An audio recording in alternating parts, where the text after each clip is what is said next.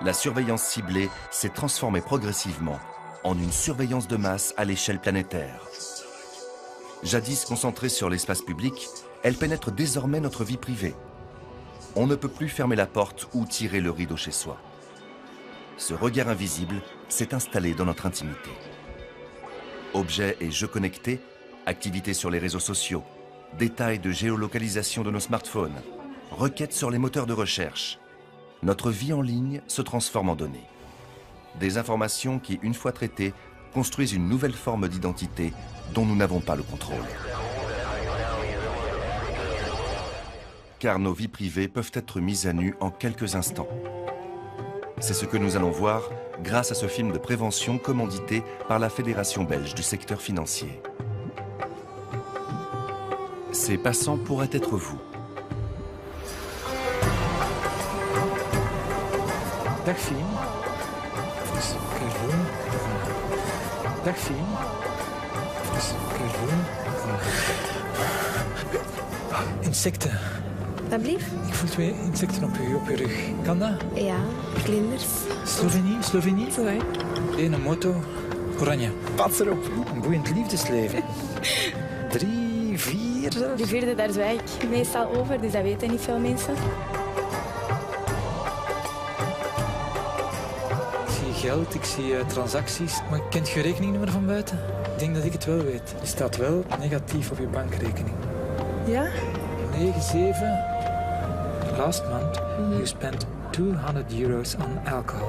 Voor een huis dat van eigenaar gaat veranderen, €795.000. Ja, eigenlijk.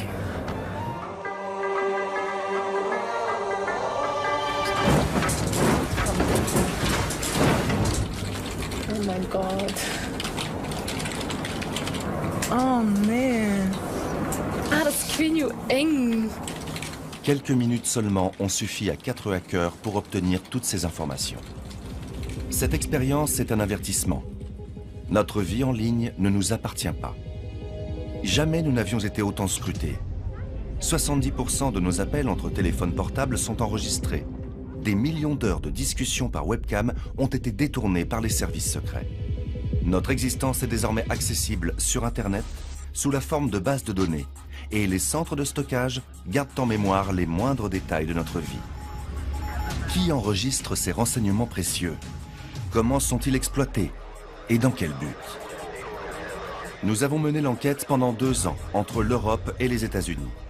Nous sommes allés à la rencontre des spécialistes de la surveillance numérique, des hackers et des lanceurs d'alerte, mais aussi des géants du web comme Google ou Facebook et des services secrets qui traitent et collectent nos données. Alors que les frontières entre surveillance, technologie et pouvoir s'atténuent, nous allons voir que les clivages se creusent entre 2 camps. D'un côté, les défenseurs des libertés individuelles et de l'autre, les partisans de la cybersurveillance. Un changement de paradigme qui peut entraîner les citoyens vers un nouveau modèle de société.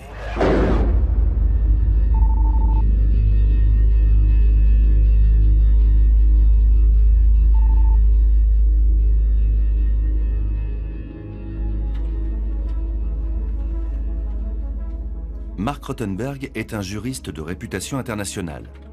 Il a été auditionné des dizaines de fois par le Congrès et le Sénat américains pour son expertise de l'Internet. Il préside l'Electronic Privacy Information Center, l'une des principales associations de protection de la vie privée.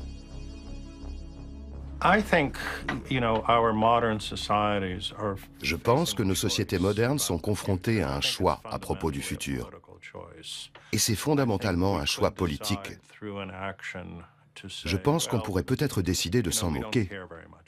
Décider que ce n'est pas très important pour nous que le gouvernement collecte toutes ces informations.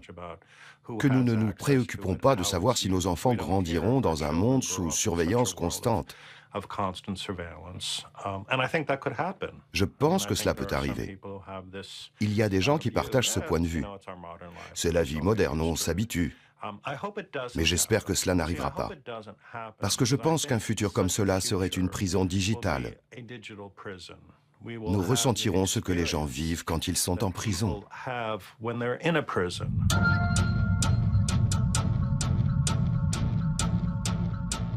Nous abandonnons une part de nos libertés en acceptant la surveillance de nos vies privées. Aujourd'hui, dans le monde, deux visions coexistent et s'affrontent sur le terrain de la surveillance. Certains se rebellent contre ces atteintes à la vie privée au nom de la liberté individuelle. D'autres, au contraire, voient les évolutions technologiques comme un moyen privilégié de renforcer le niveau de sécurité. C'est aux États-Unis, où l'espace public peut être surveillé sans autorisation juridique, que s'est développée une initiative de surveillance collective pionnière, le projet NOLA. Les citoyens sont au cœur de ce projet de vidéosurveillance communautaire. Nous voulions une caméra là-haut. Nous en voulions une autre au coin là-haut aussi. Nous en avons aussi au-dessus de la porte principale. Que se passe-t-il quand chacun devient le surveillant de l'autre?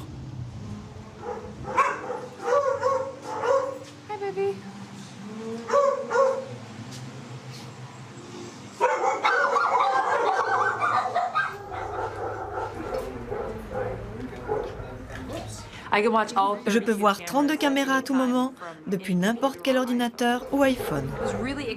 C'était vraiment excitant de découvrir que mes caméras étaient reliées directement à la police. Je pense que c'est une nouvelle alternative que les policiers aident des gens. C'est important qu'à la Nouvelle-Orléans, les gens s'engagent dans le dispositif de lutte contre la criminalité. Le nombre de policiers diminue, et d'un certain point de vue, nous n'avons ni assez de policiers, ni assez d'yeux dans la rue. L'hyperconnectivité a permis à un ancien policier, Brian Lagarde, de mettre en place un système de surveillance privée au potentiel de développement illimité. Toutes les images captées par les caméras des citoyens convergent vers ce centre de traitement. Le projet NOLA est un formidable allié pour le département de police, parce que nous réunissons des citoyens grâce aux technologies modernes, des technologies de pointe. Nous combinons ces moyens pour que police et citoyens travaillent main dans la main. Les caméras sont hébergées chez des habitants ou dans leurs entreprises, pas sur des poteaux téléphoniques, ni dans des espaces publics. Tous sont volontaires pour héberger une caméra qui permet, grâce à leur connexion Internet, de faire converger les signaux vidéo vers ce bâtiment où nous pouvons les enregistrer gratuitement. En Europe, il est formellement interdit de filmer le jardin de son voisin. Ici, non seulement c'est possible, mais les images peuvent être diffusées sur Internet. Avec mon voisin, tous les deux, nous avons décidé de faire converger nos caméras. Donc, quel que soit le sens de déplacement d'un individu, nous pouvons filmer son visage. Comme vous le voyez, la mienne pointe dans cette direction et celle de la maison de mon voisin de mon côté. Ce sont des caméras à haute définition à vision nocturne. La nuit, elles émettent une petite lueur et vous voyez vraiment bien. Ça marche du tonnerre. Pour ma part, j'enregistre dans la maison. Le projet NOLA, grâce à Internet, a accès à ces caméras.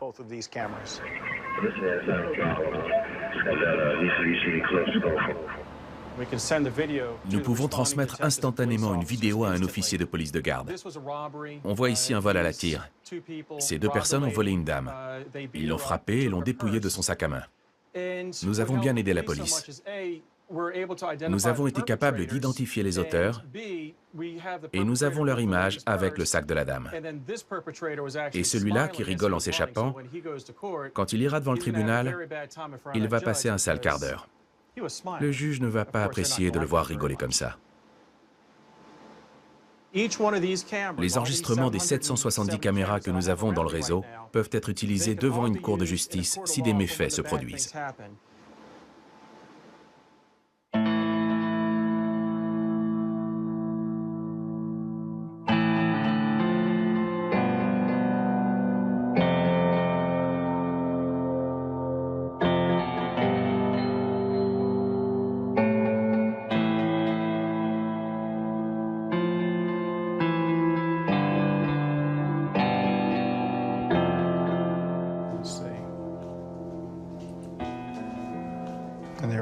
Regardons ce matin. Quelqu'un qui part au travail. Il y a une voisine debout devant sa maison. On peut voir son visage. Je pense que nous abandonnons un peu de notre liberté, mais nous gagnons beaucoup en sécurité. Donc c'est un équilibre. Et nous avons trouvé un compromis plutôt satisfaisant. C'est ça l'enjeu. et nous sommes en train de gagner. Le mot sécurité est de plus en plus associé à la surveillance. Nous sommes allés à la rencontre de l'un des plus grands chercheurs mondiaux en la matière. Professeur à l'université de Kingston, le sociologue David Lyon dirige le laboratoire de recherche sur la surveillance où il étudie depuis 20 ans son impact sur nos modes de vie. Il y a une question d'équilibre ou de tension entre liberté d'un côté et vie privée de l'autre, mais aussi entre sécurité et liberté. C'est vraiment là que se situe le débat. Cependant, il me semble que la vraie question reste à être posée. Le mot sécurité est l'un des mots les plus importants dans le monde d'aujourd'hui. Et c'est aussi le moins bien défini. La définition du mot sécurité suscite beaucoup d'interrogations, en particulier quand on l'associe avec ce que l'on appelle la sécurité nationale. Qu'est-ce que la sécurité nationale? La sécurité nationale de qui? Sommes-nous en train d'essayer de protéger ou de conserver? Je pense que ces questions sont fondamentales.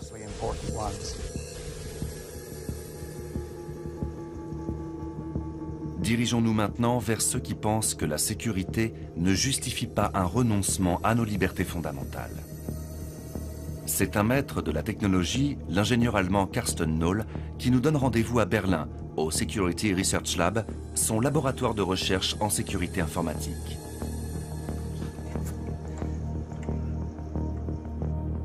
Son entreprise s'est bâtie une réputation internationale en révélant les failles des réseaux de téléphonie mobile. Il a lui-même cassé le code de sécurité de la carte SIM qui équipe tous nos téléphones pour en prouver la vulnérabilité.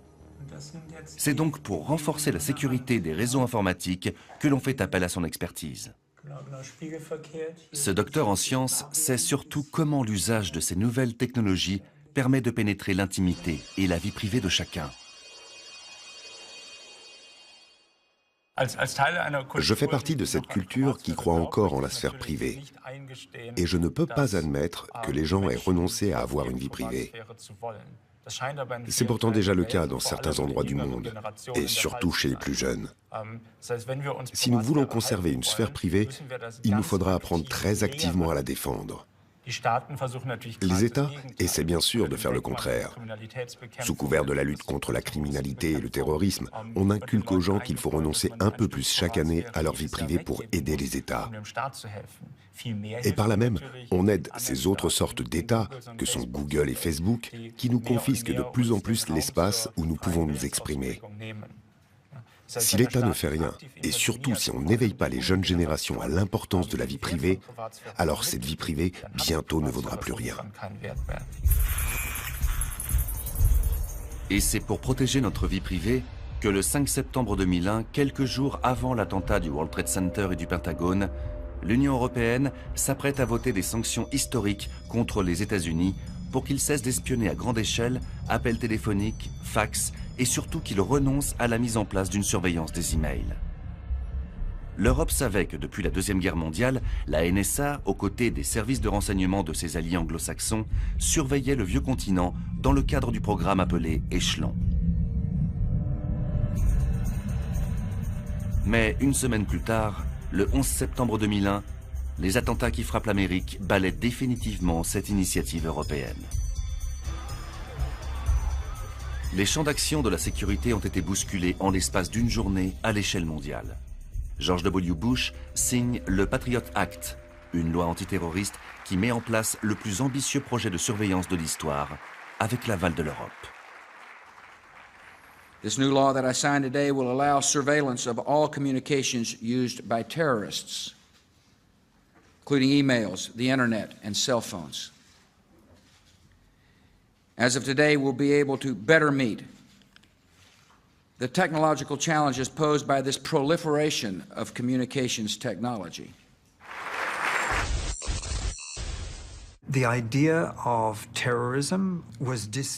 Le concept de terrorisme a été véhiculé avec une connotation particulière.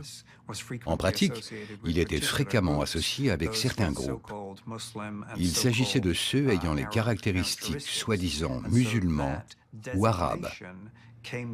Et cette appellation a continué à définir ce qu'était le terrorisme. L'un des problèmes fut la manière dont la surveillance se développa après le 11 septembre, en utilisant ces mêmes concepts, c'est-à-dire terrorisme ou terroriste, pour inclure d'autres groupes activistes. Au cœur du système de surveillance post-11 septembre, un homme bénéficiait de toute l'attention du président américain en matière de politique sécuritaire. Désormais associé dans un cabinet d'avocats influents, Stewart Baker fut conseiller général de la NSA et vice-ministre en charge de la sécurité intérieure de George Bush. Il est l'un des maîtres d'œuvre des ambitions sécuritaires américaines. Je ne pense pas qu'il y a une quelconque volonté que la population des États-Unis puisse être contrôlée sur à peu près tout. Mais dans de nombreux cas, vous devez regarder toutes les informations au sujet de la population tout entière pour trouver ceux qui tentent d'échapper à votre contrôle en se cachant de vous. C'est souvent, quand vous regardez toute la population, que les gens à risque, les coupables, ou ceux qui sont plus à risque que d'autres, seront surveillés comme il se doit. La sécurité devient l'enjeu central de la politique du gouvernement américain. Entre 2001 et 2013, le budget total du renseignement sera doublé pour atteindre 40 milliards d'euros, dont un quart réservé à la NSA, les yeux et les oreilles des services secrets. Le quartier général de l'agence, situé dans le Maryland, est interdit aux journalistes d'investigation. La NSA nous a fourni ces images officielles dignes d'une série télé bas de gamme où les mêmes comédiens figurent à chaque plan pour nous faire une idée du travail des 15 000 agents du site. Que cache cette façade derrière laquelle on peut surveiller la vie de tous les citoyens du monde? Parmi ceux qui connaissent le fonctionnement secret de l'agence, rares sont ceux à avoir brisé le silence. Dans une forêt des environs du siège de la NSA, nous rencontrons Thomas Drake, un ancien officier de la Navy engagé par l'agence en 2001 pour encadrer des opérations de surveillance. Quelques mois plus tard, révolté par les procédés, il s'oppose à sa hiérarchie au péril de sa vie. Je me suis confronté à mon supérieur immédiat, le numéro 3 de la NSA. Je lui ai dit, nous sommes engagés dans la surveillance à très grande échelle des Américains et sans mandat. Il m'a répondu, vous ne comprenez pas, tout est différent maintenant. Il a dit que nous vivions dans des conditions d'urgence et que des moyens extraordinaires étaient nécessaires pour faire face à de telles menaces et que nous avions besoin des données. Il a dit, ne pose plus de questions si tu veux rester avec nous. Et ce n'était pas qu'une simple menace. Après ces révélations, en 2006, Thomas Drake est accusé de haute trahison. Il risque la prison à vie. Après 5 années de procédure, faute de preuves, les charges sont abandonnées. In 2006, I came under direct investigation by the U.S. government. Why? Because I was disclosing crimes being committed by the U.S. government against its own people in total violation of the Fourth Amendment. All done in secret, and all done in secret because the executive decided, you know what? We don't have to have an open and free democracy. We don't need transparency. We will determine in secret what's best for the American people, and we will keep them safe on our terms. Dans un état de surveillance, par définition, tout ce qui est surveillé est suspect. Même si vous ne faites rien de suspect, ça n'a aucune importance. Par définition, en étant objet de la surveillance, vous êtes automatiquement suspect. Le vrai danger, c'est qu'à la fin, tout le monde soit supposé être suspect jusqu'à preuve du contraire.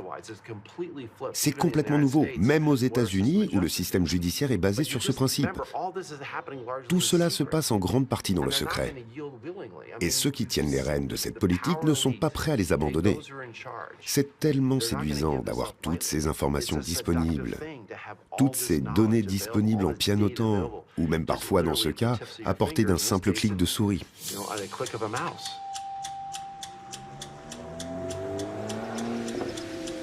À Montréal, la société Ubisoft a fait de la cybersurveillance le moteur d'un jeu vidéo, Watch Dogs. Dans ce jeu, l'usage du smartphone remplace celui des armes à feu des jeux d'action.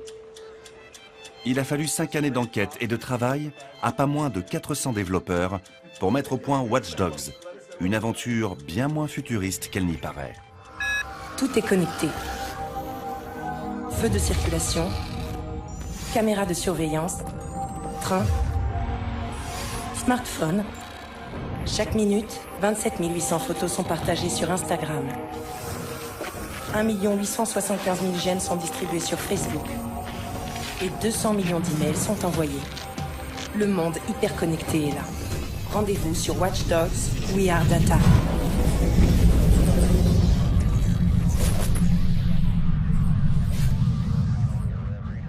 Dans Watch Dogs, on s'est intéressé à un concept qu'on a nommé Digital Shadow, l'ombre digitale. C'est un peu tout ce qu'on laisse derrière nous, toutes les traces qu'on laisse derrière nous à travers la connectivité, à travers le monde de l'Internet, de l'information numérique. Donc, on s'est intéressé à ça, puis on s'est intéressé à qu'est-ce que les différentes factions de notre société, les différents groupes de notre société peuvent faire pour exploiter cette information-là.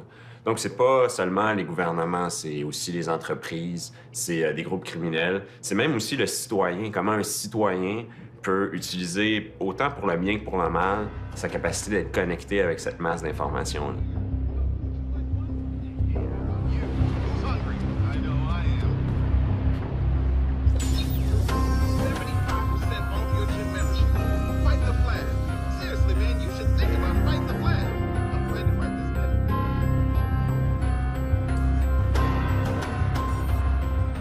Watch Dogs, c'est le prolongement ludique de notre société hyperconnectée. Un monde où chacun laisse derrière lui une nuée d'indices, de données utiles, de renseignements potentiellement compromettants. Un monde où les objets connectés sont autant de mouchards qui enregistrent nos moindres faits et gestes en permanence.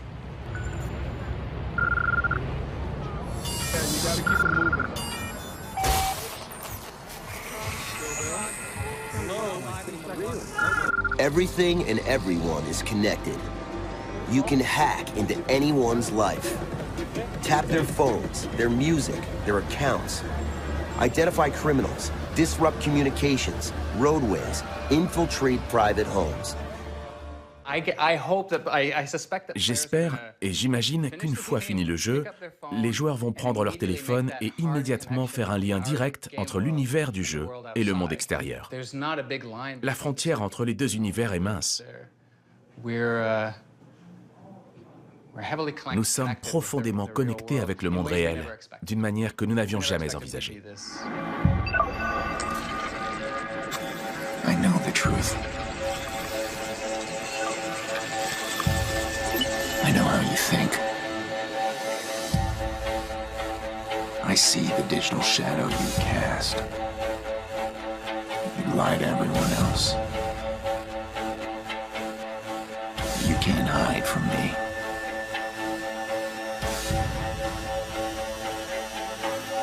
I'm going to find you and expose you to the world.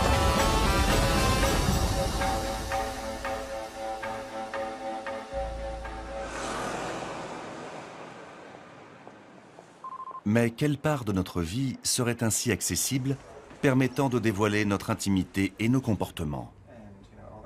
Kenneth Coukir, rédacteur en chef de la rubrique technologie à The Economist, a enquêté sur les traces que nous laissons dans notre vie connectée qui préfigurent une nouvelle forme de surveillance.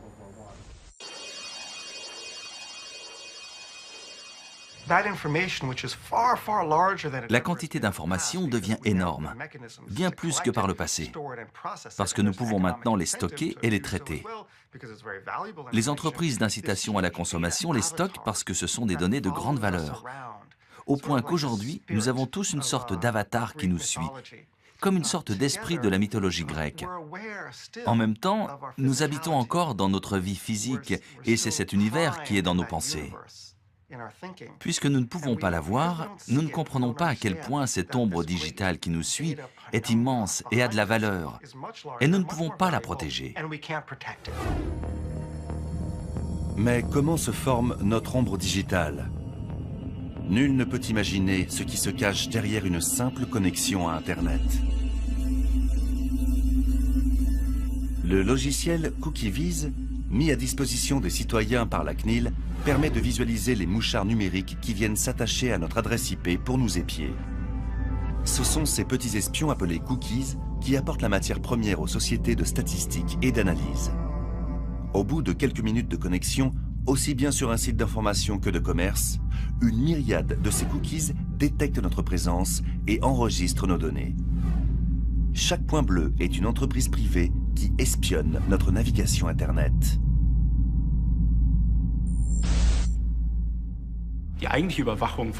L'authentique surveillance dont tout le monde parle va loin, jusqu'à l'interception des conversations privées ou la surveillance à grande échelle des moyens de communication privés, dans le but d'acquérir une connaissance profonde des individus. Non seulement ce que fait Google est nuisible, mais le pire pour nous, les utilisateurs, c'est qu'ils ne considèrent même pas que nos données sont privées. Par exemple, pour nos clics sur des liens, si l'on considère toutes ces actions d'une façon isolée, elles n'ont aucune signification. Par contre, considérées comme un ensemble, elles permettent d'interpréter précisément notre caractère et notre état émotionnel pour nous classer par catégorie.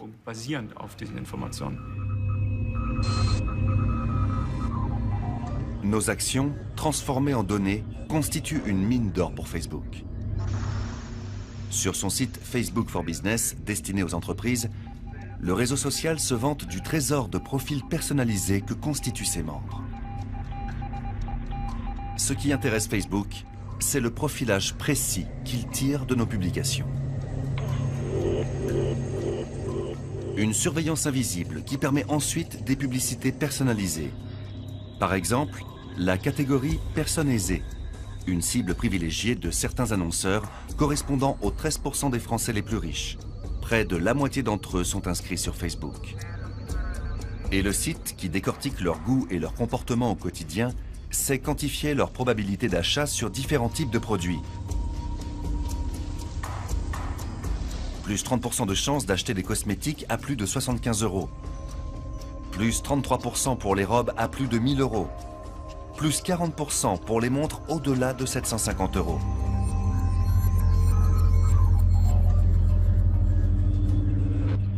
Ce saut qualitatif sans précédent en analyse et en traçage des comportements permet d'influencer le pouvoir d'achat de plus d'1,3 milliard d'utilisateurs qui se voient proposer de la publicité individualisée. C'est ce potentiel qui attire les plus grandes marques de la planète et font de Facebook un géant de l'Internet. Aux côtés des majors de la Silicon Valley, Apple, Google et Amazon, connus comme les GAFA, ils forment un quatuor dont la capitalisation boursière dépasse 1500 milliards de dollars, soit plus que les 4 plus grandes sociétés pétrolières mondiales.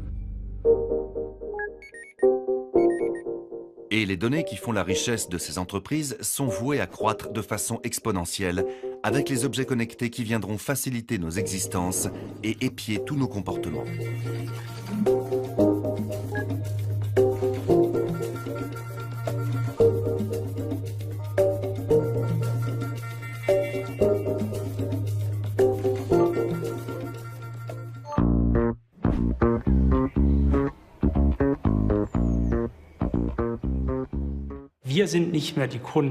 Nous ne sommes plus des clients. Nous sommes plutôt les marchandises.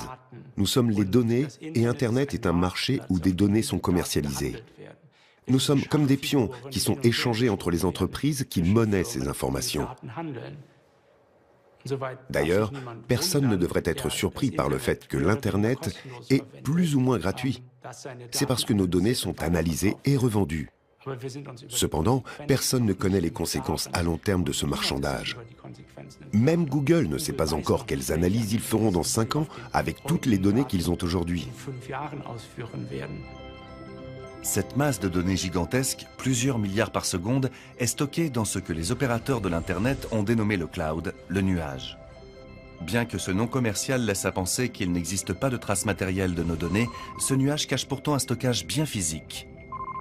Dans un arsenal de hangars protégés comme des bases militaires et interdits d'accès aux journalistes, sont copiées, stockées et traitées toutes les données collectées par les applications de Google. Email, photos, vidéos, requêtes sur le moteur de recherche, toute notre empreinte numérique est conservée dans ces bâtiments industriels posés aux quatre coins du monde et reliés en réseau. Un des faits remarquables, c'est que des entreprises peuvent facilement en savoir plus sur vous que vous n'en savez vous-même. Considérons Google, par exemple. Il garde pendant 5 ans votre historique de recherche. Et donc tout ce qui vous a intéressé. Je ne me souviens pas de tout ce qui m'a intéressé la semaine dernière. Mais si quelqu'un va chez Google et demande qu'est-ce qu'une personne en particulier recherche et quelles sont ses croyances politiques, quels sont ses objectifs, ses préoccupations, Google pourrait probablement répondre à cette question bien mieux que nous le pourrions nous-mêmes. Je crois que cela fait partie de cette réalité en ce moment. J'aimerais que ça change. J'aimerais que tout ce qu'une entreprise sait sur nous-mêmes, nous le sachions également.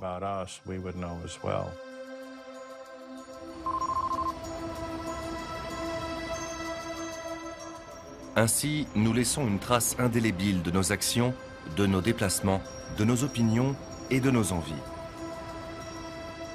Mais que se passerait-il si un jour nous voulions avoir accès à cette boîte noire qui archive nos vies en ligne ? Que se passerait-il si nous voulions retirer ou modifier une information qui nous concerne? À La Corogne, nous avons rencontré le premier citoyen à avoir porté l'affaire devant la justice européenne.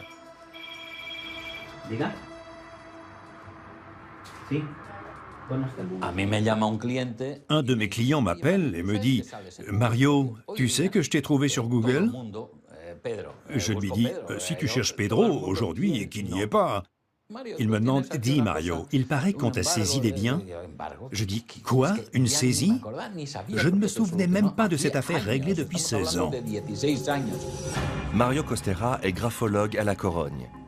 En 1998, son appartement est mis aux enchères pour recouvrir des dettes de sécurité sociale. L'annonce légale est alors publiée dans le journal régional La Vanguardia. En 2007, quand le journal digitalise ses archives, Mario est automatiquement associé à cette affaire à la première page des recherches Google de son nom.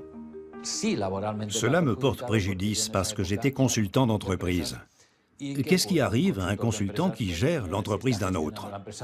On te dit « J'espère que tu géreras ma société mieux que ta vie ». Depuis 7 ans, je n'arrête pas de donner des explications, jusqu'à ce que j'en ai eu ras-le-bol. Et je me suis dit, il faut en finir avec ça. Je suis allé chez Google pour leur dire, s'il vous plaît, enlevez-moi ça. On me dit, pas possible de l'enlever, il faut voir avec le journal La Vanguardia. La Vanguardia ne veut pas l'enlever non plus. Alors, on écrit à Google et ils nous disent qu'on doit aller aux États-Unis où se trouve leur siège et que là-bas, ils vont traiter l'affaire. C'est l'impuissance de faire face à un géant. On se sent impuissant. On t'envoie aux États-Unis. Je dois payer un billet d'avion. Qu'est-ce que je fais? J'y vais et je paye un avocat à $5 000 de l'heure? C'est quoi cette folie? Pitié, c'est l'impuissance totale. Il y a un moment, on se dit, qu'est-ce que je fais?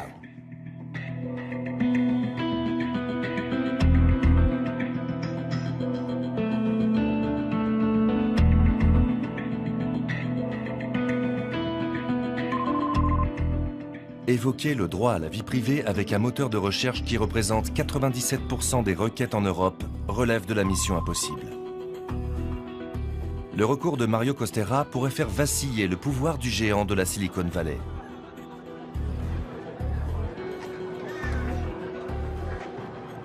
Après 6 mois de négociations avec Google, nous avons enfin pu pénétrer sur leur campus et obtenir un rendez-vous avec leur vice-président en charge des affaires juridiques, David Drummond. On doit trouver le juste milieu entre la préservation de la vie privée, l'information et l'innovation. Ce qui nous importe, c'est d'être sûr que nous protégeons bien la vie privée des utilisateurs, que les utilisateurs ont bien un choix et la transparence, qu'ils savent ce qui se passe, qu'ils puissent changer les choses, changer des réglages, que le partage de leurs informations est sous leur contrôle.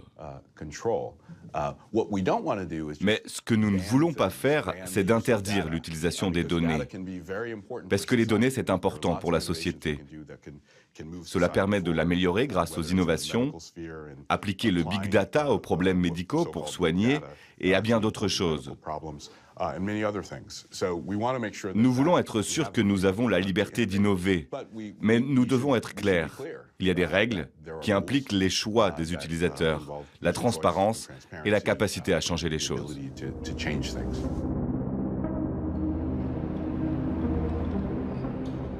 Face aux géants de l'Internet, quelle est la marge de manœuvre des citoyens consommateurs dans la maîtrise de leurs données personnelles ?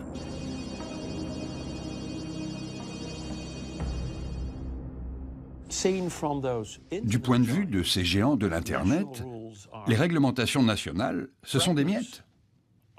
Ce sont des nuisances. Et c'est très embêtant.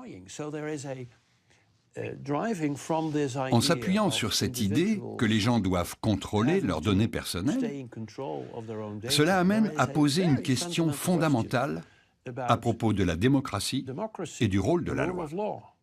Qui doit avoir le contrôle des valeurs dans la société? Google est devenu un monopole de l'Internet.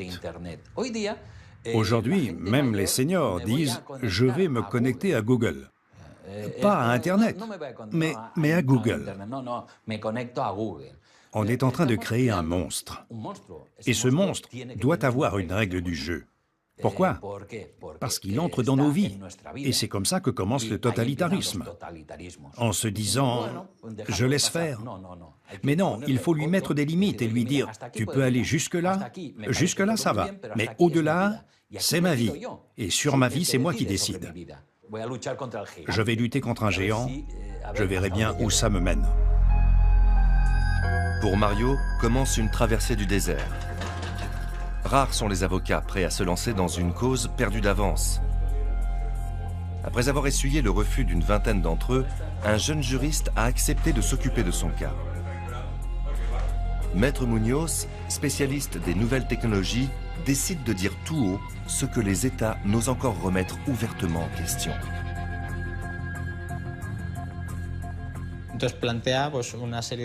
Nous avons déposé 9 requêtes pour établir si un moteur de recherche basé aux États-Unis est assujetti à la législation européenne et si ce que fait ce moteur de recherche est un traitement de données ou non.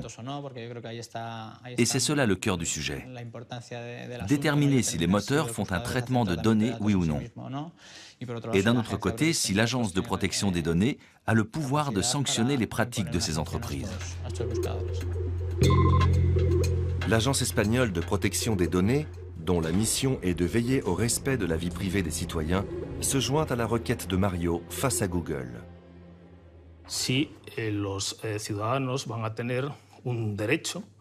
Est-ce que les citoyens auront un droit opposable face aux moteurs de recherche pour qu'ils arrêtent de diffuser des informations personnelles qui n'ont aucun intérêt public?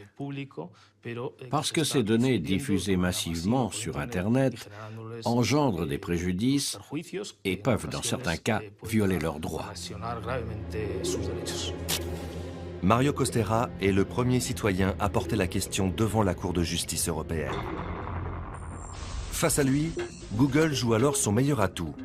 Francisco Diaz, ancien bras droit du commissaire européen à la concurrence, Mario Monti, reconverti comme avocat des grands groupes monopolistiques, il dirige un pool d'une dizaine d'avocats. Résultat, la pression a payé. Le procureur lui-même considère que Google, en tant que moteur de recherche, n'est pas responsable du traitement des données. En conséquence, la plainte de Mario est irrecevable. Mais le dernier mot de cette affaire, mise en délibéré, reviendra au juge de la Cour européenne. Nous constatons des susceptibilités en Europe et ailleurs à l'égard des sociétés qui réussissent, qui ont une grande envergure et qui font bien les choses, qui sont importantes par leur taille. Nous l'avons constaté et avons toujours voulu continuer à écouter. Nous avons coopéré ces dernières années avec la Commission européenne dans ses enquêtes au sujet de notre moteur de recherche. Nous avons déjà obtenu un règlement là-dessus et nous espérons que cela aboutira bientôt. Nous continuons à travailler avec les régulateurs et les législateurs européens pour nous assurer que nous obtiendrons le juste équilibre sur ces points. La loi européenne qui réglemente la protection des données date de 1995. L'Internet n'en était qu'à ses débuts. Par son action en justice, Mario a remis en cause ce vide juridique et a ouvert une réflexion sur le fond. Un an plus tard, contre toute attente, le verdict de la Cour européenne donne gain de cause à Mario et à l'Agence espagnole de protection des données. C'est une première mondiale. Le juge déclare que Google réalise bien du traitement de données. Mario Costera peut enfin demander le retrait de l'occurrence qui l'incrimine. Le géant de la Silicon Valley doit s'exécuter. Le droit à l'oubli devient un droit applicable à tout citoyen européen.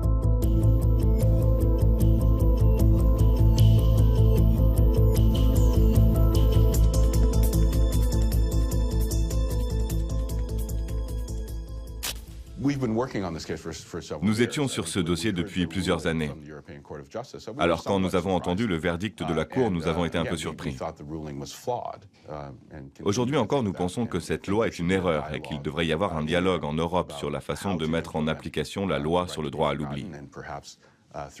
Et peut-être à travers de nouvelles lois et un nouveau dialogue pour voir comment la mettre en application d'une façon plus précise. Mais nous avons un problème, et nous aurons des problèmes pour la mettre en application. Parce que nous ne pouvons envisager la chose sans penser que, d'une certaine façon, nous censurerons l'information. Durant les dernières semaines qui viennent de s'écouler, nous avons eu à prendre des décisions très difficiles à ce sujet. Et une autre question est de savoir si une entreprise privée est le bon endroit pour prendre ce type de décision. Mais la Cour a dit que nous devions le faire. Cependant, cette décision de la Cour de justice est une demi-victoire pour les internautes européens. D'abord parce que Google devient juge et partie, mais aussi parce que les données de Mario seront encore visibles en dehors de l'Union européenne. Qui a le contrôle? Qui devrait avoir le pouvoir dans une société d'information? C'est une des questions fondamentales. Et bien sûr, étant donné l'évolution de la valeur de l'information, ces pouvoirs sont de plus en plus grands. C'est pourquoi, dans la refonte des réglementations européennes, nous devrons envisager maintenant le concept de méga-amendes. Des amendes en millions et possiblement en milliards d'euros pour être sûr que la dissuasion soit suffisamment forte. Et je suis sûr que si nous introduisons ces moyens plus puissants, on peut contrôler, réduire et diriger graduellement ces nouveaux pouvoirs.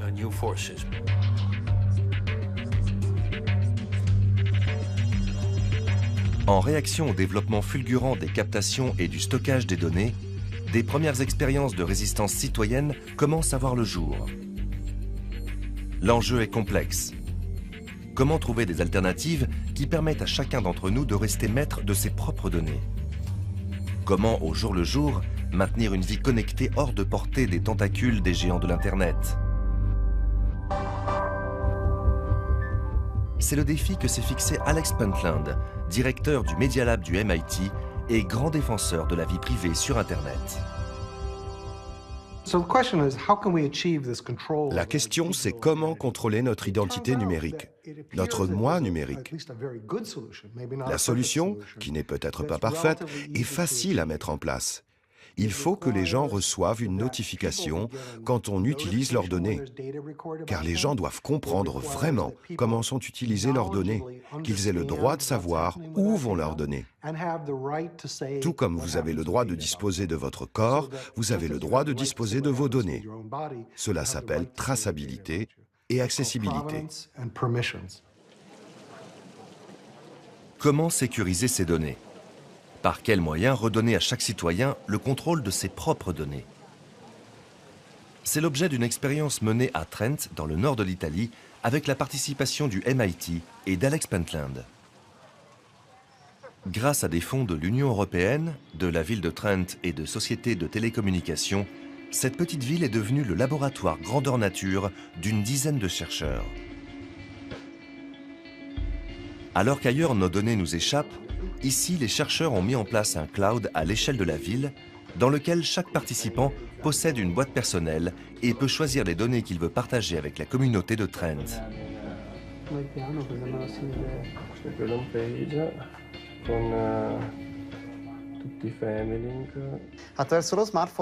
Avec les smartphones, on collecte beaucoup d'informations personnelles.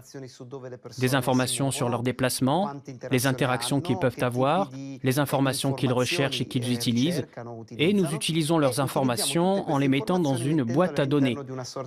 Cette boîte, que l'on appelle Personal Data Store, est gérée de manière transparente, c'est-à-dire que les gens peuvent voir et vérifier où leurs données vont finir, qui les utilise et comment elles sont partagées.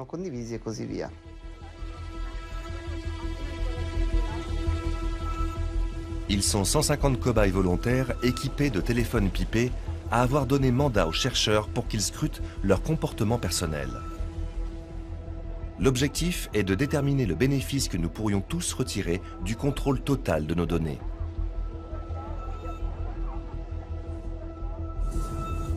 Amy, une mère de famille américaine installée à Trent depuis quelques années, a accepté de participer à l'expérience pendant une année.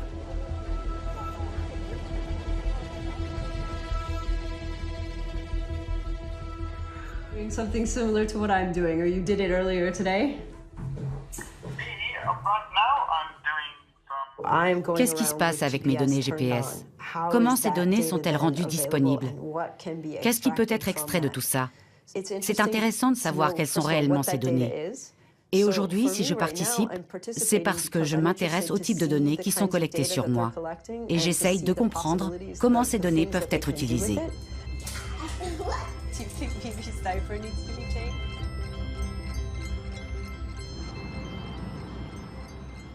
Grâce au cloud sécurisé mis en place par le Living Lab, Amy pourra choisir les données personnelles qu'elle souhaite partager.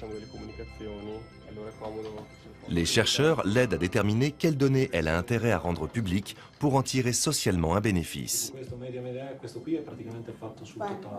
Nous permettons aux personnes de décider ce qu'elles veulent partager avec les autres familles de la communauté. Cette idée part du principe que si les personnes connaissent le genre de données, le type d'algorithme et la façon dont elles sont utilisées, alors d'un côté les citoyens seront plus vigilants dans le partage de leurs données personnelles, mais de l'autre, ils partageront plus de données, car ils en retirent services et avantages. Cela va permettre un système d'entraide entre les familles. En partageant avec d'autres leurs données quotidiennes de localisation, elles peuvent trouver une place dans une voiture pour accompagner leur enfant à l'école en covoiturage. Nous suivons Amy qui va visualiser ces données et choisir avec qui les partager. C'est la page principale qui donne accès à toutes nos informations. Ces informations-là sont sur mon profil. Je vois toutes les données qu'ils ont sur moi. Je peux décider de les rendre accessibles aux autres personnes qui participent au projet. Je peux voir aussi des informations de mon téléphone.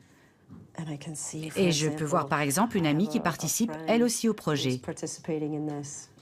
Ça, c'est une information qu'elle a décidé de rendre publique. La vie privée est différente de celle d'il y a 20 ans, avant que nous ayons nos appareils, les connexions Internet et toutes ces choses. Alors c'est vrai que fermer sa porte donne de l'intimité, mais nous sommes toujours en ligne. Donc des choses vont devoir changer si nous voulons garder une vie privée comme il y a 20 ans.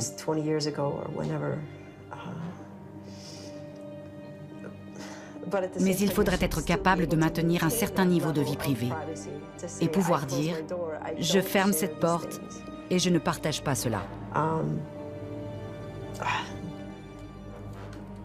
Vous voulez avoir la possibilité de vous déconnecter si vous n'êtes pas d'accord? Si vous donnez ce pouvoir aux gens, alors ils voudront partager plus. C'est comme cela que nous irons vers une société de partage et de créativité, qui est la société que nous voulons. Est-ce que c'est parfait? Non.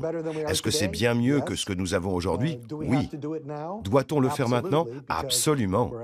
Parce que nous en arrivons à un moment où les multinationales, dans l'opacité et la NSA, commencent à nous voler notre liberté numérique, notre alter ego numérique. Ils se perdent dans la servitude et l'esclavage. Nous devons restaurer ou créer notre alter ego numérique et préserver notre droit à l'autonomie et l'indépendance de notre alter ego. Loin de Trent et du projet de sécurisation des données personnelles prôné par Alex Pentland, nous restons tous dénués de toute vie privée à l'égard de ceux qui ont la main mise sur l'Internet. Et sur ces serveurs, nous abandonnons une part de plus en plus grande de notre histoire personnelle à ces opérateurs qui ne sont pas prêts à partager leur contrôle. Plus on y laisse de nos vies, et plus ils viennent y chercher qui nous sommes, ce que nous aimons ou qui nous détestons. Les multinationales de l'Internet et les services de renseignement des pays technologiquement les plus avancés semblent partager cet objectif commun de réduire nos vies privées à néant. Nos données, stockées sans véritable contrôle, représentent un potentiel de surveillance massive jamais égalé, une nouvelle forme de pouvoir qui s'est concentrée outre-Atlantique. What I wanted to see is if you could give me a yes or no answer to the question, does the NSA collect any type of data at all on millions or hundreds of millions of Americans? No, sir. It does not. Not wittingly. There are cases where they could inadvertently, perhaps, collect, but not wittingly. 3 mois plus tard, un simple administrateur système de la NSA, Edward Snowden, fait des déclarations de James Clapper un mensonge d'État. Il rend public des documents top secrets de l'agence qui révèlent l'existence de programmes de surveillance massive sur les citoyens américains, mais aussi sur ceux du monde entier.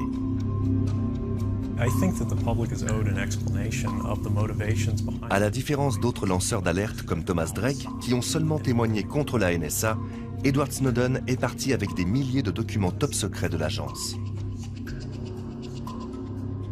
Le premier document, publié le 6 juin 2013 par le journal britannique The Guardian, est un choc pour l'Amérique. Il s'agit d'un ordre ultra-confidentiel de la Cour secrète de justice, la FISA, obligeant Verizon, l'une des grandes compagnies de téléphonie des États-Unis, à remettre à la NSA des informations complètes sur les appels de ses clients américains. Snowden est à la une de la presse internationale.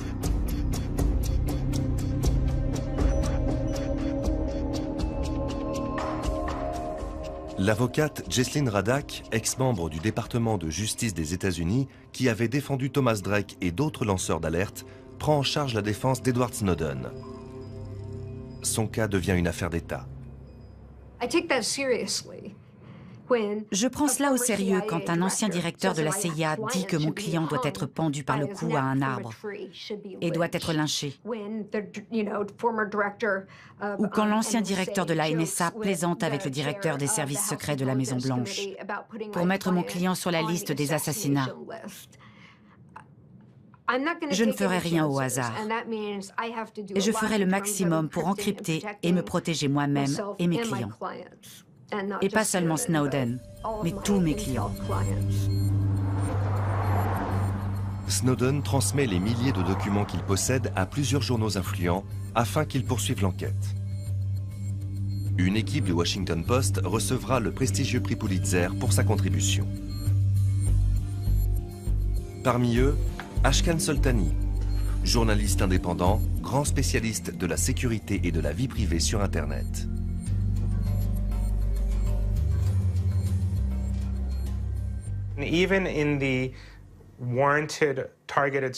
Même pour les surveillances officiellement mandatées par la Cour secrète de justice ou des organismes juridiquement habilités par la Cour secrète, le nombre réel de gens surveillés ne correspond pas du tout aux autorisations délivrées. Ainsi, si moi-même je suis une cible, alors tous ceux avec qui j'ai communiqué par email, chat, forum, etc., eh bien, toutes les données de ces personnes seront aussi collectées et stockées par la NSA. Il y a deux choses intéressantes dans cette façon de rechercher sur Internet. Imaginez que vous pêchez, par exemple, et vous voulez seulement attraper des crabes. Alors, vous remplissez un gros filet avec tout ce qu'il y a dans la mer, du poisson, des pieuvres et le reste, et vous ressortez tout ça. Et c'est le seul moyen d'attraper des crabes. Mais une fois que c'est fait, vous ne rejetez pas les pieuvres et le reste des poissons. Vous les gardez au cas où vous en auriez besoin plus tard. C'est ce qui ne va pas dans cette méthode. Le deuxième document publié secoue à nouveau la planète. Nom de code du programme dévoilé, Prism. Pour la première fois, apparaît au grand jour que la NSA utilise à des fins de surveillance les grands groupes de l'Internet. Dans ce document figure la liste des sociétés concernées et tous les domaines auxquels l'agence peut avoir accès. L'Internet est devenu le vecteur principal d'un modèle de surveillance de masse touchant tout le monde. Pour les entreprises comme Google, l'une des conséquences dramatiques des révélations Snowden, c'est que les gens ont l'impression que nous partageons sans discrimination nos données avec le gouvernement américain ou avec la NSA. Cela est très éloigné de la vérité. Tout ce que nous faisons, c'est de répondre à des demandes ciblées du gouvernement et nous y sommes obligés pour des raisons de sécurité nationale. Mais nous faisons bien attention à protéger nos informations et repoussons le gouvernement quand nous sentons qu'ils vont trop loin. Et nous nous assurons que nous sommes transparents à ce sujet. Nous avons publié là-dessus dans notre rapport de transparence.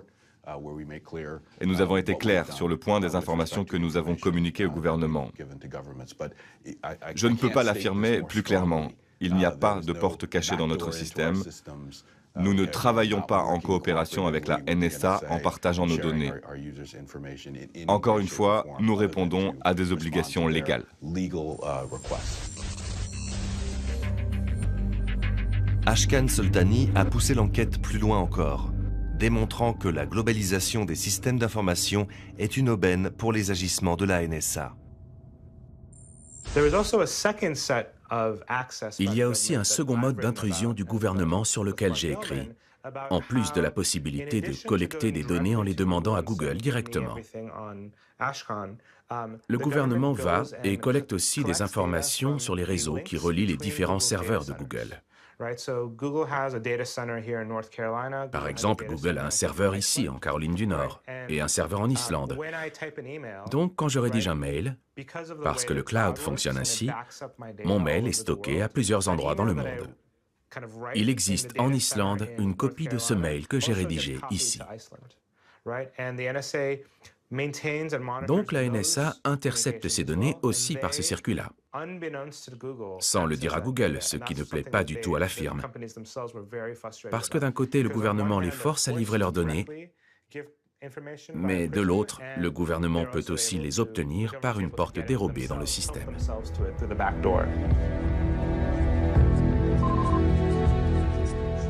L'onde de choc des révélations de Snowden n'ébranle pas que les géants du web. Face aux excès de la NSA, les services de renseignement occidentaux se sentent ridiculisés et demandent à ce que les États-Unis leur rendent des comptes. Bernard Barbier était l'un des dirigeants clés de la DGSE quand l'affaire éclata. Cet homme de l'ombre s'exprime pour la première fois devant un média. Ce qui a été même surprenant pour nous, qui étions des services, c'était, je dirais, l'aspect massif. C'est-à-dire que ces technologies qu'ont déployées les Américains leur a permis d'avoir un accès quasiment complet à l'Internet. Donc en gros, j'écoute l'Internet mondial et puis je suis capable de le traiter. Et surtout aussi, la deuxième chose, je pense, qui est quand même extrêmement, je considère grave, et que nous, Français, ne faisons pas, c'était qu'ils n'avaient pas de règles de déontologie, en particulier vis-à-vis des pays alliés. Nous, les Français, nous nous sommes donné nos propres règles de déontologie, ce n'est pas la loi française qui nous l'oblige, mais en particulier sur le fait que nous n'espionnons pas nos alliés. Donc les Américains peuvent très bien... Voilà, moi je me suis expliqué avec eux, mais nous avons considéré qu'actuellement, en particulier en Europe, nous n'avions pas à espionner les Allemands et nos voisins européens. Et cette déontologie, les Américains ne l'ont pas appliquée parce qu'ils considèrent que leur domination technique, finalement, leur permet de tout faire. Et en particulier de prendre un avantage vis-à-vis des autres pays. Au plus haut niveau européen, sur le plan politique, ce contexte inédit autant qu'exceptionnel bouleverse les règles du jeu.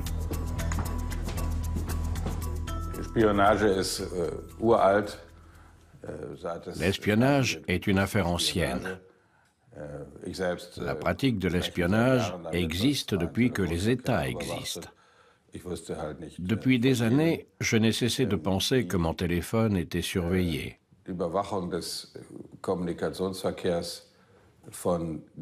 Mais ce que je ne savais pas, c'est que les communications de tous étaient surveillées à l'échelle mondiale. C'est une nouvelle donne rendue possible par l'extension de l'utilisation des câbles sous-marins sur toute la planète. 99% des communications téléphoniques et de l'Internet mondial transitent par un réseau intercontinental de câbles sous-marins et de fibres optiques. Par le biais de ces points névralgiques, les données numériques sont interceptées et collectées. Le GCHQ, les services de renseignement de Sa Majesté, jouent un rôle crucial dans ce dispositif. Le journal The Guardian publie un document du GCHQ qui établit la collecte et le partage avec la NSA des communications, des emails, des posts Facebook, de toutes données qui transitent par ces câbles sous-marins. Mot d'ordre de la NSA, collectez tout. Nom de code du programme, Tempora. Sir David Hammond, ancien directeur des services de renseignement britanniques, désormais professeur au King's College de Londres, était au cœur du système d'écoute mondiale. Il reconnaît l'existence de Tempora.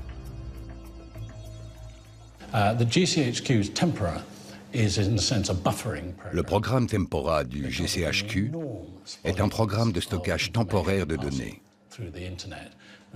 Internet fait passer une énorme quantité d'informations par des tuyaux géants qui contiennent des câbles de fibre optique. Comme il est impossible de faire tout le traitement des données en temps réel, il faut stocker ces données pour une période limitée afin qu'elles puissent être traitées. Ainsi, vous pouvez aller voir sur les connexions Internet à large bande s'il y a des données concernant des terroristes, des criminels ou des forces hostiles que vous recherchez.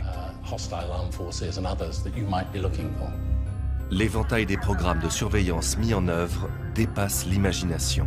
Il questionne le bien fondé de ce qui se fait dans l'ombre. Optic Nerve, révélé par The Guardian, est un programme du GCHQ qui avait enregistré 1,8 million de conversations sur webcam de Yahoo entre particuliers en Europe pour tester des systèmes automatiques de reconnaissance faciale et biométrique. «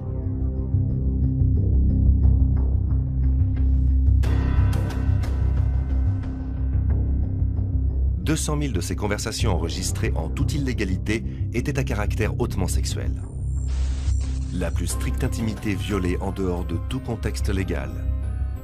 La liberté des citoyens laisse place à la raison d'État.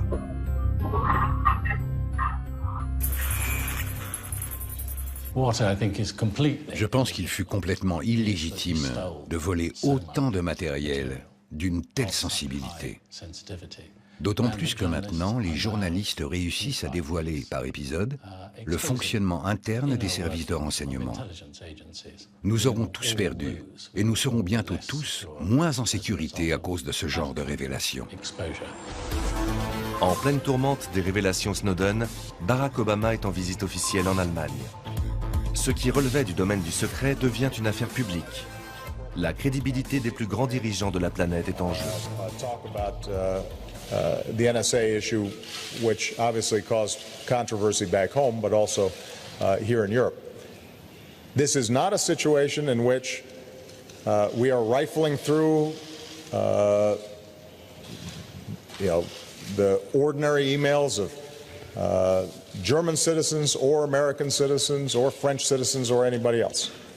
This is not a situation where we simply go into the internet and start searching any way that we want.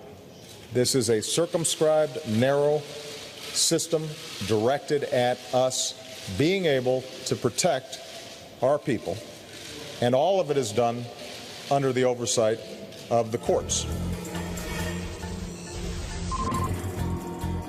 Et pourtant, même la chancelière allemande n'échappe pas à la surveillance de la NSA. Premièrement, c'est étonnant qu'un administrateur système puisse avoir accès à une telle quantité d'informations. Le deuxième point, c'est que jusqu'ici, l'échelle de l'utilisation de ces communications n'était pas connue, et cela change les termes de la discussion. Le troisième point, c'est que cela a créé des problèmes dans les relations germano-américaines. Nous travaillons à rétablir les rapports avec notre partenaire le plus important, de manière à défendre nos intérêts et soigner nos relations. Soit les gouvernements français, espagnols et allemands ne savaient tout simplement pas qu'il y avait les écoutes téléphoniques et des interceptions de communications électroniques, soit leurs objections sont hypocrites.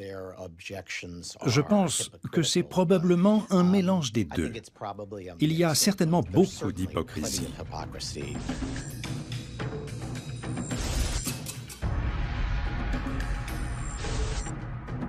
Comme si rien ne s'était passé les semaines précédentes, en janvier 2014, le président Barack Obama limite la surveillance de la NSA sur le territoire américain en même temps qu'il reconduit les programmes de surveillance tous azimuts dans le monde. Un mois plus tard, le président François Hollande est en visite officielle aux États-Unis.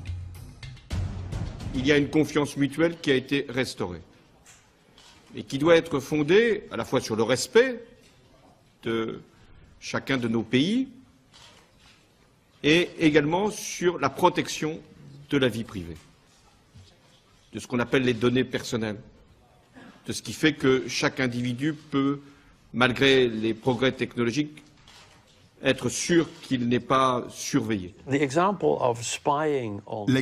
de l'espionnage des chefs d'État et des chefs de gouvernement, puis le geste symbolique d'Angela Merkel montrant son téléphone portable, a deux significations. Bien sûr, on ne doit plus mettre l'accent seulement sur le téléphone d'Angela Merkel, parce que ce sont désormais tous nos téléphones qui font l'objet d'une surveillance.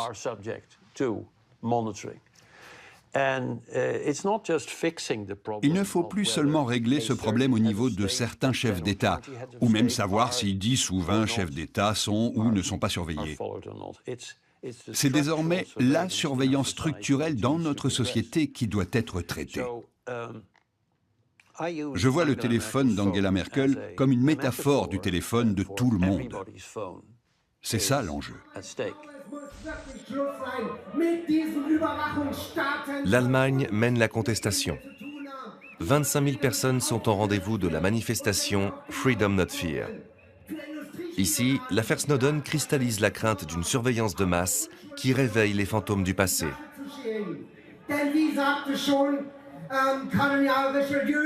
Gebt mir 10 Zeilen, die der bravste Mensch geschrieben hat, die ihr kennt, und ich werde etwas darin finden, ihn hängen zu lassen. Connu sous son nom de hacker, Padloun a créé il y a 27 ans Digital Courage, la plus ancienne association de lutte pour la défense de la vie privée et de la protection des données en Allemagne. La première manifestation suite à l'affaire Snowden avait pour thème l'archivage des données. La NSA pratique également ce stockage de données. À notre sens, c'est illégal. Nous devons veiller à ce que ces sauvegardes ne deviennent pas légales. Maintenant, grâce à Snowden, les gens savent que nous, les hackers, racontons la vérité à ce sujet depuis des années. Nous ne sommes plus des farceurs, car nous avions raison. 13 ans après la riposte avortée de l'Europe contre Echelon, le programme américain de surveillance des citoyens européens, la thématique de la surveillance de masse revient sur le devant de la scène au Parlement européen. L'institution ouvre ses portes à ceux qui autrefois étaient considérés comme de simples contestataires. La NSA a été guidée à tout moment par le désir d'occulter, de se soustraire, d'éluder, de mal interpréter, d'ignorer les autorités légales, dans le but d'étendre ces pratiques de collecte de données. Les gens qui se sentent concernés par la vie privée et les libertés civiles, qu'ils soient en Europe ou aux États-Unis, doivent partager la même inquiétude sur cette question. Maintenant, la vie privée de tout le monde, nos données personnelles et leurs historiques deviennent l'équivalent d'une propriété étatique secrète, détenue pendant des années comme des données précriminelles, au cas où elles seraient nécessaires dans le futur. Les politiques ont-ils les moyens de barrer la route à la NSA? Si le politique cesse de légiférer dans un domaine parce qu'il est prétendument trop tard, le politique doit démissionner. Cette énorme quantité de données ne doit pas nous exonérer de la tâche d'élaborer des lois afin que la collecte de ces données ne soit pas utilisée à de mauvaises fins. À l'ère du numérique, le rôle du politique reste d'empêcher la mauvaise utilisation des données dès qu'elle se produit.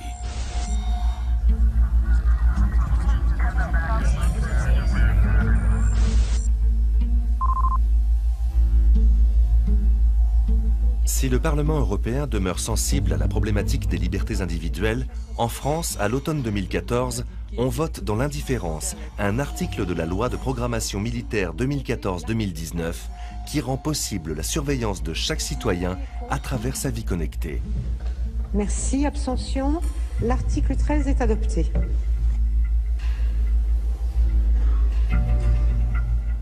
Ce qui a suscité le plus le débat hier, eh bien, c'est l'article 13 de ce projet de loi. Débat suscité notamment chez de nombreux acteurs du numérique, puisque cet article 13 prévoit l'accès renforcé des services de renseignement de la gendarmerie et de la police aux données téléphoniques et aux données informatiques. Cela dans le cadre de la lutte contre le terrorisme et contre la criminalité organisée. Coïncidence ? Cet article qui modernise la loi sur les écoutes datant de 1991 est entré en vigueur moins d'une semaine avant les attentats de janvier 2015. Les hommes politiques, moi j'en ai discuté avec un certain nombre de députés qui sont en charge de ça. Il y a un consensus, je dirais, gauche-droite sur ce qu'il faut faire. La vraie question, c'est comment expliquer à l'opinion publique que l'État français puisse finalement accéder à un certain nombre de données, de vos propres données, et quel est l'équilibre entre votre vie privée et finalement la sécurité. Pour encadrer les écoutes des services de renseignement, les législateurs américains ont opté pour une cour secrète composée de 12 juges indépendants. Par contre, en France, c'est la CNCIS qui est chargée de vérifier la légalité des autorisations d'interception. Elle n'a de compte à rendre qu'au pouvoir exécutif. En France, on est loin de la mobilisation des Allemands à propos de la surveillance. La Quadrature du Net est l'une des rares associations françaises qui participent activement au débat européen. La France vote la loi de programmation militaire parce que ces pratiques sont déjà en cours, parce que les services français sont déjà en train de surveiller les citoyens. Et peut-être qu'ils le font pour eux, mais aussi pour le compte de la NSA. Peut-être que ça fait partie de ces deals, où nous, on va obtenir des informations qu'on vous donne, et vous, en échange, vous nous donnez d'autres informations. Et donc, on a l'impression que c'est cette espèce de marché noir du renseignement, ce grand bazar du renseignement, c'est un petit peu emballé, est parti comme ça, en dehors de tout contrôle. On a l'impression d'une espèce de cancer qui viendrait parasiter l'hôte qui est la démocratie, qui est notre société. Et on se demande bien comment on va pouvoir l'endiguer.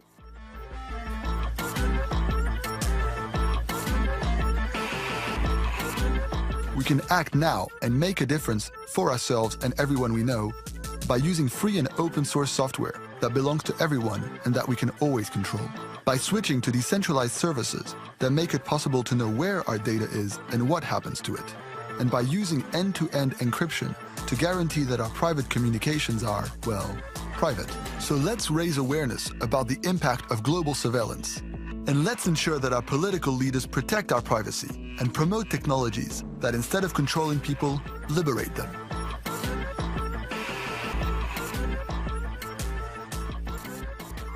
Protéger notre vie privée, c'est tout l'objet de la Commission nationale informatique et liberté.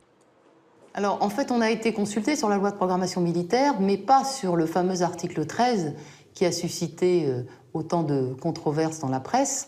Et donc, c'est un article qui permet aux services de renseignement d'avoir accès aux données de connexion qui existent déjà de longue date.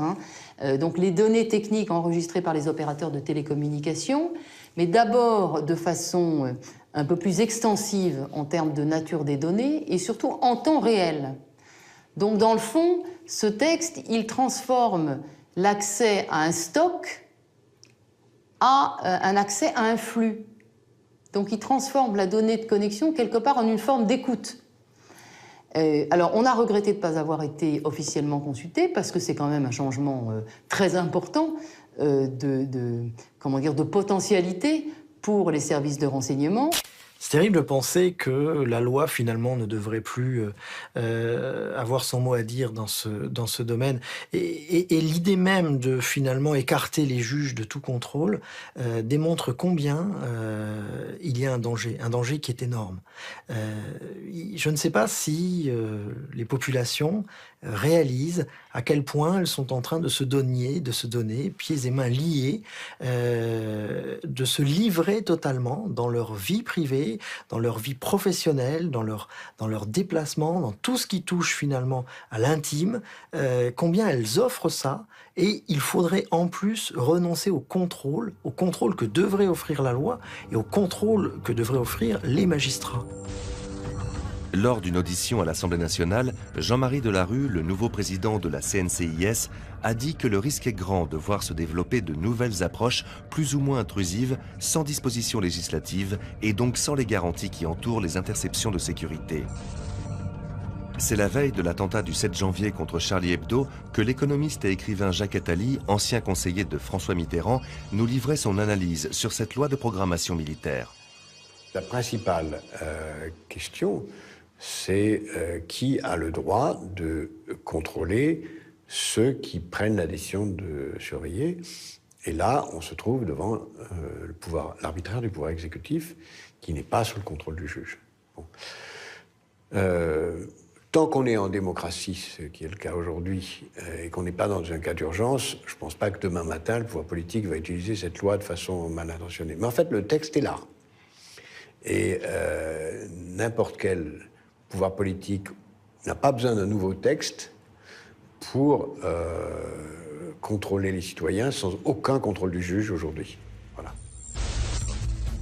À quoi pourrait ressembler une société dont le dispositif sécuritaire utiliserait tout le potentiel du big data ?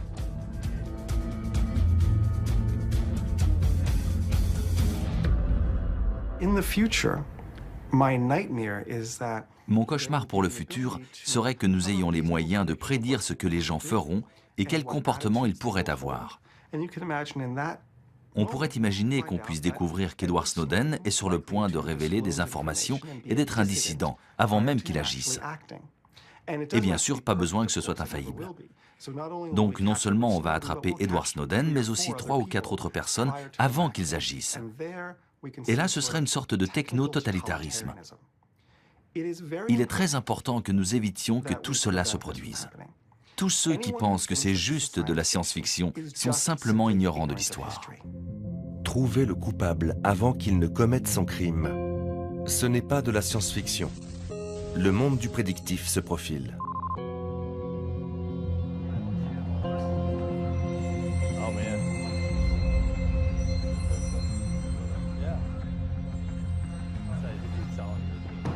À Santa Cruz, en Californie, une unité de police pionnière utilise déjà le prédictif pour aider leurs patrouilles et maximiser les réussites de leurs interventions.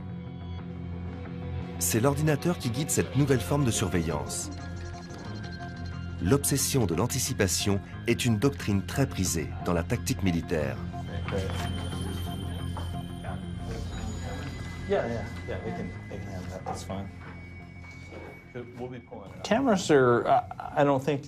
Les systèmes de caméra ne sont pas particulièrement efficaces parce qu'ils vous donnent l'information seulement après que le crime ait été commis. Ici, nous prévenons les actes avant même qu'ils ne se produisent. Nous espérons que par notre présence, nous évitons que le crime soit commis. Ou s'il l'est, nous essayons d'attraper le suspect pendant le crime. Grâce à cela, nous pensons pouvoir intervenir avant que le crime ne soit perpétré. Et dans ce cas, il n'y a plus besoin de caméra pour nous dire ce qu'il s'est passé.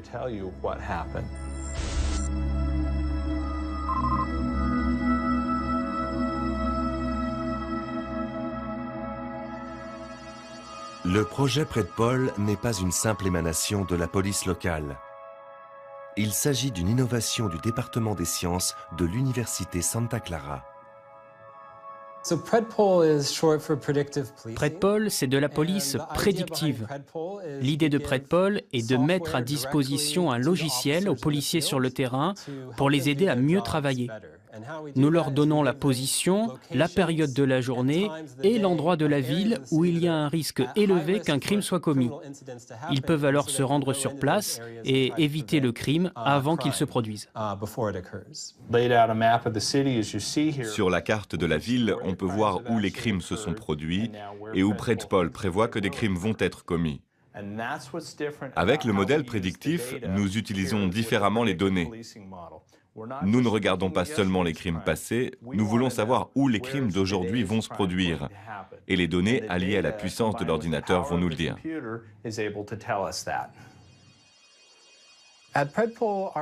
Chez Predpol, nos algorithmes utilisent les données des crimes passés. Nous avons pris les données de la police de ces 10 dernières années. Nous les intégrons tous les jours dans nos calculs, comme si ces crimes commis sur 10 années s'étaient produits hier. C'est ainsi que nous prévoyons où les crimes vont probablement être commis demain. Un nouveau débouché pour l'utilisation des données. Une mise en perspective mathématique des événements et des comportements pour anticiper le futur et réduire le hasard.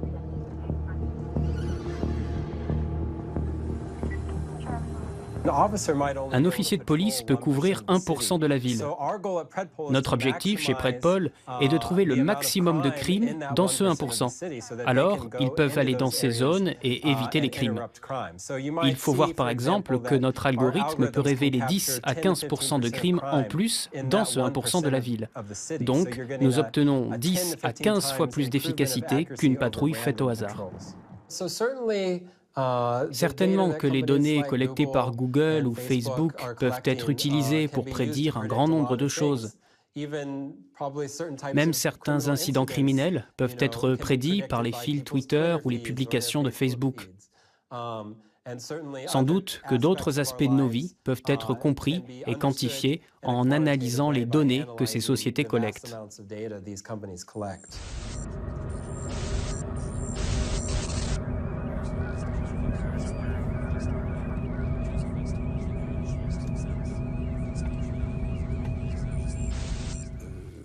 Tout ce qui est préventif mérite qu'on l'accepte.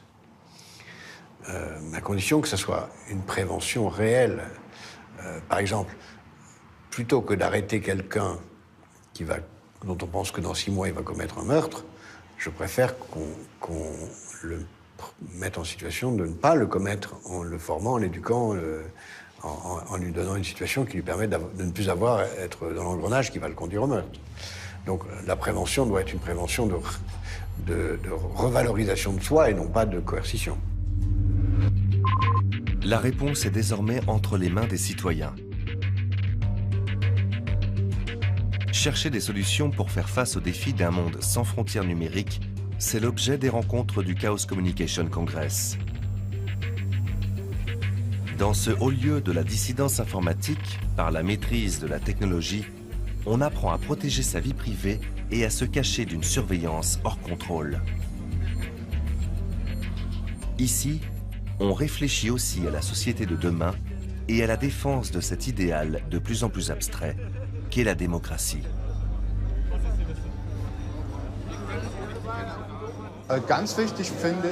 C'est particulièrement important pour les enfants et les jeunes de bien comprendre la technique. Il ne faut pas que ça reste inconnu pour eux. Il faut aussi leur faire saisir que tous les objets de leur environnement sont technologiques. Il faut qu'ils apprennent à grandir avec ces technologies, mais en sachant comment elles fonctionnent. Et une fois maîtrisées, qu'ils puissent modifier et adapter ces technologies à leur convenance. Je ne pense pas qu'il soit nécessaire de prendre des mesures extraordinaires pour protéger notre vie privée dans une société libre. Par contre, les gens n'auront pas d'autre alternative dans une société prison. C'est ainsi que les gens devront communiquer, parce qu'ils vivront dans une société où leurs moindres faits et gestes seront surveillés. Et s'ils veulent franchir la ligne rouge, il leur faudra utiliser la ruse. Il leur faudra être astucieux pour protéger leur vie privée et leur communication. C'est ce que nous devons éviter. Nous ne pouvons pas nous permettre de croire en un monde si funeste. Nous devons continuer à affirmer la liberté que les gens doivent attendre dans une société démocratique. Ces techniques de surveillance vont permettre de surveiller l'électeur, de mieux savoir comment il vote, comment il se comporte et comment l'orienter dans son comportement. Parce que toutes ces techniques de big data seront, par exemple, sur quel réflexe appuyer pour faire voter les gens dans telle ou telle direction. On saura les faire consommer, on saura les faire voter. Et il y a un vrai risque d'une sorte de transformation de la démocratie en une mascarade de démocratie où les gens ne seraient plus que des citoyens consommateurs ou consommateurs citoyens utilisés par des systèmes qui sauront très bien comment les manipuler.